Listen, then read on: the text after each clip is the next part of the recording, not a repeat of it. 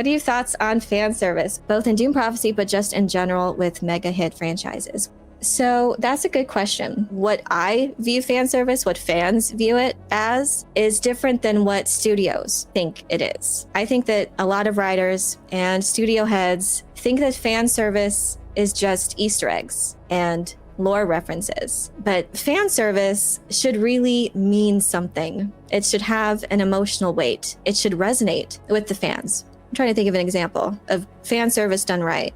We're going to go to the MCU during the Infinity Saga. A moment that continues to stand out in my mind in Avengers Endgame. Tons of stuff is happening, but there was one moment that stands out is when Steve Rogers catches Thor's hammer, and it was really built up well, and it really meant something.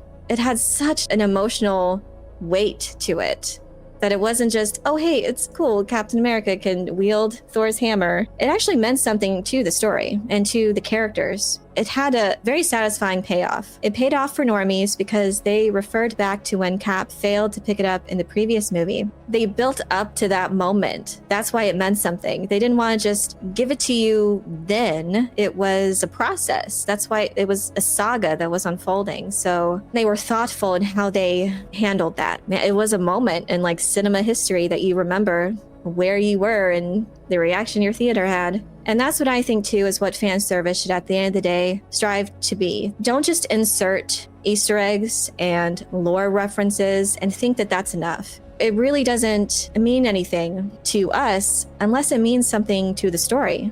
So when it comes to Dune Prophecy, the moments that I felt the most happy as a fan is when the story referenced Frank Herbert's themes. So to me, that's fan service, I guess, in a way, but I just don't think that's what others view that as. So I guess you can think of the introduction of the face dancer. That sounds like it could be a pretty fan servicey thing to inject there, but it didn't feel like the introduction of Theodosia and the revelation of her identity didn't really have the emotional impact that it could have had if it had meant something more significant to the story in that moment. So at that moment, it was just, oh, hey, here's a face dancer. But the way they set it up for Valia simply to get closure for her brother's death, it didn't really have the weight that that moment could have had. So if we have the introduction of the face dancer, it should have meant something more to like their plans when it comes to espionage and a huge possibly revelation because of the face dancer should have assumed someone's identity and been living their life for at least a good portion of an episode or the story. And then when we finally realize who it is, the reveal of someone as a face dancer could have been shocking. I think that could have been a much better way to handle it. We may get a moment like that in the future with season 2. But for now, for season 1, how they utilized Theodosia's Tleilaxu proto-face dancer, I think was mishandled. It was not as impactful as it could have been. Other examples of fan service that I think missed the mark were the various name drops. For example, Shai Hulud was mentioned several times. Maybe the writers and creators thought that the audience would appreciate that, but unfortunately, it just didn't make sense for the various characters in the show to be using that specific word for the sandworm. It is very much a Fremen word, and it is a word that indicates their veneration of the great sandworm. So it's very unusual to hear all of these outsiders using such a term. It just came across as very out of pocket and just didn't have the effect that I'm sure the writers thought that it would. And there were other name drops as well. They spoke about Vorian Atreides. His name was mentioned several times throughout season 1. And I'm sure it was meant to appease Brian Herbert and Kevin J. Anderson fans because they specifically would know who the character of Vorian Atreides is and his significance to the expanded universe novels. But again, it didn't really have any purpose as far as the narrative goes. Throughout the course of season 1, we hear Vorian Atreides mentioned mostly in connection with the scenes involving Kieran Atreides. And it really just came across as very superficial because it never made any sense as far as what this means for the character of Kieran Atreides, his descendant. It just felt sort of forced in that maybe a producer note that said we can't have a Dune show without the Harkonnens and the Atreides and the Carinos. But this character was just so poorly written or underdeveloped. The lore dumps in connection to his ancestors just really served no purpose to the character that we're actually watching on screen. And if it doesn't serve any purpose to the narrative that we're watching unfold, again, it just feels useless and doesn't connect to the audience in a way that I think that they thought it would. Another thing that felt very clunky was the first on-screen depiction of an Ixian as he's delivering the Hunter Seeker to Karen Atreides. But the way they decided to do it, he just didn't look like an Ixian to me. He looked like a Harkonnen, if anything. The showrunners have stated that this show is set within the universe of Denis Villeneuve's interpretation of Dune, and he looked like a low-level Harkonnen thug. It's very strange to me that they decided to go with a depiction of this faction when it looks so much like other things that we've seen. There was nothing that stood out to me as Ixian, other than the fact that they said the word Ixian, and the Hunter Seeker itself was underwhelming to me as well. Throughout the whole season, there seemed to be such a reliance on the thinking machines that they had supposedly gotten rid of. So the incorporation of this element into the story kind of made little sense to me as far as what the rebels' plans were. You have Karen Atreides, who basically wants to blow up the entire Landsraad, and that's somehow going to further their plans as far as disrupting the spice industry. It seemed very poorly thought out, using elements and Easter eggs, I guess these references that on paper we would like to see, but if it's done in a way that just doesn't make sense to the narrative, it feels underwhelming, it feels flat, it doesn't connect to the audience or the viewer or the fans. So many times from one scene to the other, I feel like I'm watching a producer note. I feel like a producer note said, well, we can't have a Dune show without Ixians because we're using all of these machines. And of course, we need to have a Hunter Seeker because that's a famous scene from Dune. So they tried to incorporate that to have something that the viewers would recognize. But the fact that they just reduced it to an autonomous bomb, which is not how we know Hunter Seekers to work. They are very much a tool of assassination, and they very much rely on a human operator. Those things speak to why the universe operates the way it does, that we are in a post-AI civilization. So things that fans would recognize and appreciate, not only are they superficial, they're also just mishandled as far as their understanding of what these elements mean, their understanding of the world, when they say Shai Hulud in a context that just doesn't make sense. And that's at the center of this issue when it comes to fan service. Are these things meaningful? Are they adding anything to the story? Are they resonating in a way that fans can appreciate? And not just fans, but general audiences. So when it comes to a good example of fan service that we can compare this with is Star Trek Picard Season 3. It basically was a self-contained miniseries. It wasn't connected to the first two seasons in any significant way. It was a whole new story and basically just was a reunion for the Star Trek Next Generation cast, furthering their stories.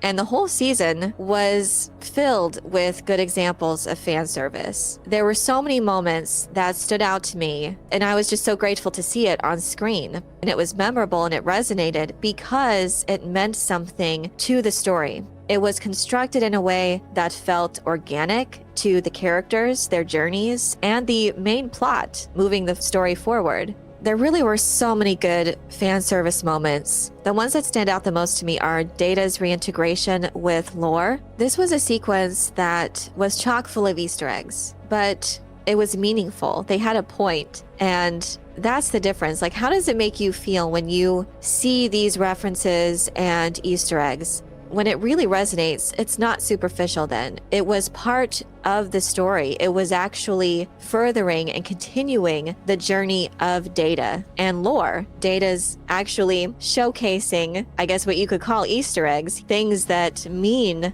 so much to Data, and they represent memories and moments that made him who he is.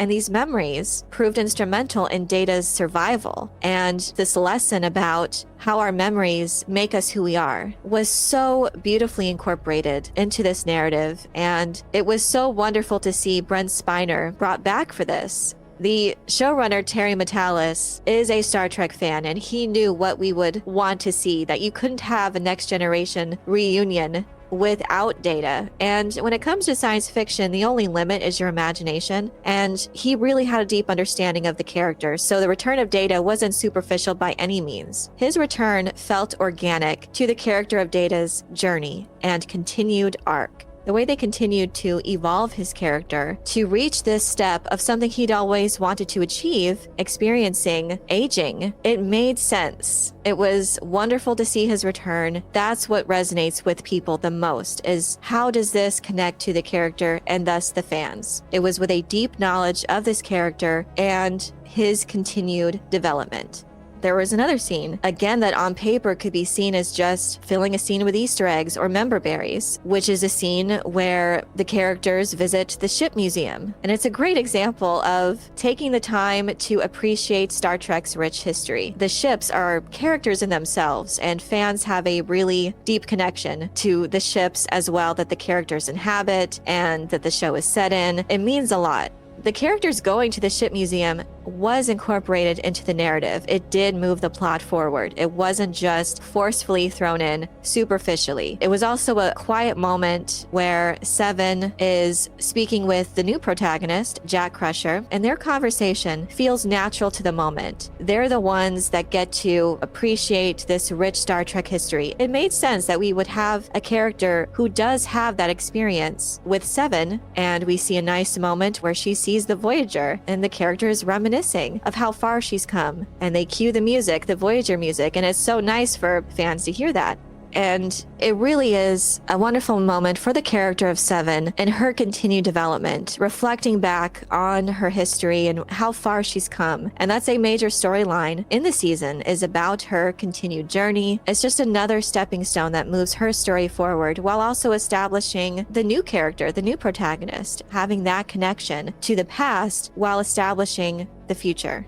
I could talk all day about the good examples of fan service in that one season of Picard, but ultimately why it worked is because those references, those Easter eggs or member berries, those were incorporated into the narrative. It was a part of the story's natural progression and the characters' natural progression. None of these moments seemed forcefully put in just for the sake of having an Easter egg put in. It was meaningful. And I feel like Star Wars could have had moments like that in the sequel trilogy, but I feel like, again, what they thought fan service was is not what true fan service actually is. They just have a misunderstanding, and we continue to see a disconnect with studio heads. I just recently read Sony CEO's comments that he doesn't know why Craven and Madam Web and Morbius aren't doing well. They just don't understand, and they're not listening to what fans actually want. We're telling you what we want. It's not a mystery. Know how to tell good stories. At the end of the day, that's what we want.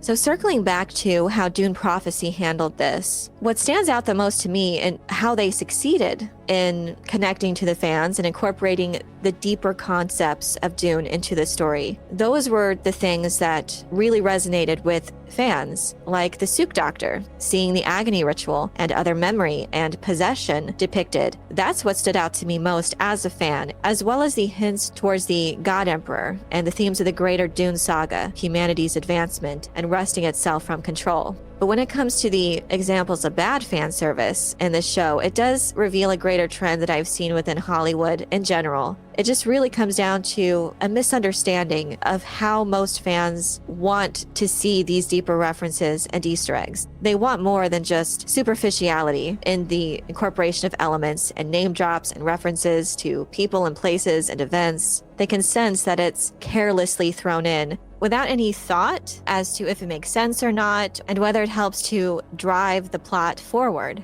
We want a deeper connection to the lore and elements and ideas that we love about these famous IPs. We want them weaved in a compelling new narrative that expands and enriches the IP's legacy. As with many of my other issues that I have with this series, I am hoping that most of these problems are a result of the production chaos behind Season 1, and I hope that there is a much smoother process for developing Season 2. What I hope they'll take to heart is that they need to have this deeper knowledge of the lore of Frank Herbert's Dune saga, to where when they incorporate these references, these lore elements, they not only make sense when it comes to Frank Herbert's Dune saga and the IP and his canon, but that it is also meaningful and significantly contributes to the plot as the show moves forward. This approach would end up pleasing both general audiences who are unfamiliar with these deeper lore concepts, as well as fans who would know and have that deeper appreciation. And ultimately, this is the narrow way through to try to please both. It's going to be challenging, but in the end, I think it's worth it to develop something that will stand the test of time.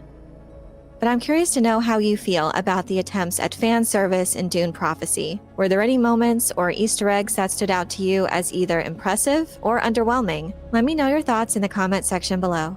I hope you enjoyed this video. Leave a like if you did, and be sure to subscribe for more Dune and other sci-fi and fantasy news and lore. And if you're looking for other ways to show your appreciation, you can check out my Patreon page, where members get access to exclusive content and perks.